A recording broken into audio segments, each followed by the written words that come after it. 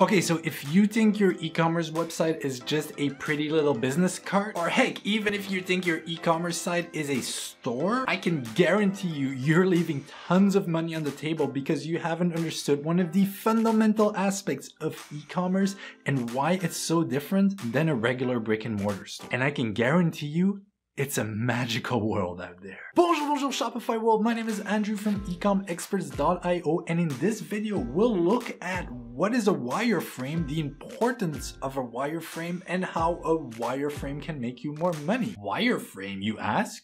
What is that? So first, we're going to go into a business card versus a funnel. Once you fully master that, we're gonna go over what a wireframe actually is. I'm gonna outline how to build a wireframe in step number 3. And then finally, in step number 4, we're gonna go over what is it gonna be here or here. We're gonna go over how the wireframe is gonna make you money. But first, if you don't mind subscribing it and giving it a like, only 6% of the people watching the Wednesday strategy videos are subscribers. So I'm trying to get that number up to have more subscribers so I can make more strategy videos. Plus, like, it's legitimately means the world to me seeing my subscribers go up. It's the only indicator, together with your comments, to know that I'm on the right track and that there's somewhat of value in what I'm doing. Alright, but enough about that. First, let's go over a business card versus a store versus a funnel. You see, I see a lot of store owners approaching their store as a business card. Oh, my Shopify store is just to show what brand I am and what product I'm selling. Or I see a lot of brick and mortar store owners just slapping their products online together with a couple of brand pictures and thinking, that's what I do in my store. Now people can just scroll around on my online store. It's the same thing, right? Brick and mortar, online, just different space. Here's what the pros do. The pros, they don't look at a store as a business card, nor as a store where you can just randomly scroll around like a goose without a head. A chicken without a head, I think. Regardless, what they see is a funnel. You see, when you just see one random collection of images and product pages and about pages, they see a carefully crafted trajectory, and they know exactly what type of customer lands on which page and what their trajectory is to their ultimate goal. Okay, this might sound a little bit abstract. When I first heard it, I was like, wait, what? But consider the following example. If I sell shoes targeted both for men and women, I have a men collection and a women collection. And a female interested in buying women's shoes lands on my website. But she sees a page full of men's shoes with pictures of men wearing men's shoes. Well, that's not very tailored to her experience, is it? So this is an extreme example of what e-commerce could, in theory, do, is figuring out whether it's a man or a woman visiting your site, whether they're interested in men or women shoes, and showing them actually what they're interested in. See, contrary to a business card where it's just like, hey, this is me, figure it out, a good Shopify store is a carefully crafted path for each customer to take to make it to their end goal. The key way of achieving this is by building a wireframe. And this brings us to point number 2. What on earth is a wireframe? I'm going to take an example of a brewery website I'm currently working on. During the introduction meeting with the client, we went over, okay, what do you really want this Shopify store for you to do? He told me a whole bunch of things, and it came to the conclusion that he had 3 types of customers that were going to visit his store. The first type is people who just want to buy his beers. The second type was people who wanted to visit the brewery and chill at their little bar. And the third type is retailers who were interested in wholesale and buying their products in bulk to sell it in either their restaurants or their boutiques. You see, all 3 of those customers have a very different goal in mind when they visit the website. A wireframe is going to allow to outline the path of each of those customers and know exactly which pages they have to visit to bring them to their goal. If you don't have these paths written out, you just have a business card and you're kind of hoping for people to figure it out and find their goals by themselves. That doesn't work. You see, brick and mortar stores have the advantage of having a salesperson in the store that can go up to the client and be like, what are you looking for today?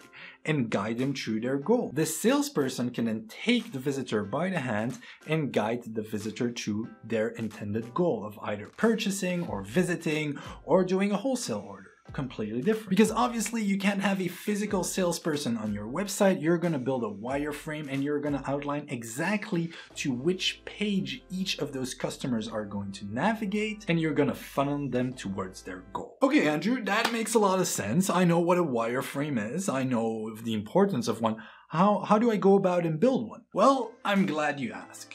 First and foremost, figure out who your specific customers are that are visiting your website and what their intent is. What do you want your customers to do? By the way, I made a strategy video about buying personas on this. You might want to really know your customer before you do this.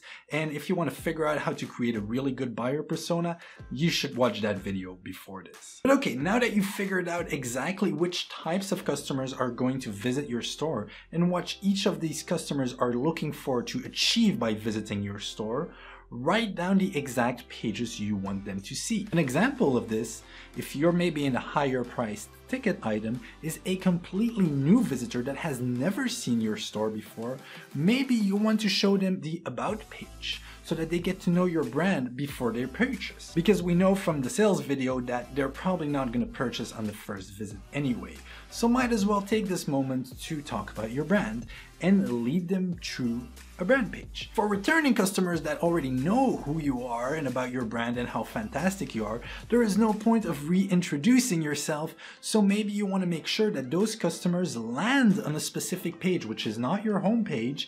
They land on a specific page where they just see the new products. And as you write it out for each customer, you want to make sure to funnel each customer to their eventual goal. Because most of the goals of Shopify stores are spending money, you want that most of your customers end up on the checkout page. And this outlines another very important element of the wireframe. You want your wireframe to be built as a funnel. There is only one way to travel into the funnel. You can't go back upstream in the funnel. This means that if you're, for example, on a product page ready to add to the cart, there shouldn't be a link to your About page, because now suddenly you're going to reintroduce the person to the brand and going to take them away from buying. That's moving upstream in the funnel often cases and doesn't make sense. So again, simply take all your types of visitors that are going to come to your website and outline exactly what page you want them to see. Your different buying personas, your different types of customers, but also the returning versus the new customers versus the previously purchased customers versus the abandoned cart customers. All those different types of customers are going to navigate through your website in a different way, and you want all those paths to be outlined so you can hold them by the hand and bring them to their goal. So that's what a wireframe is, that's how you build it. And my last chapter was, well, what are the benefits of having a wireframe?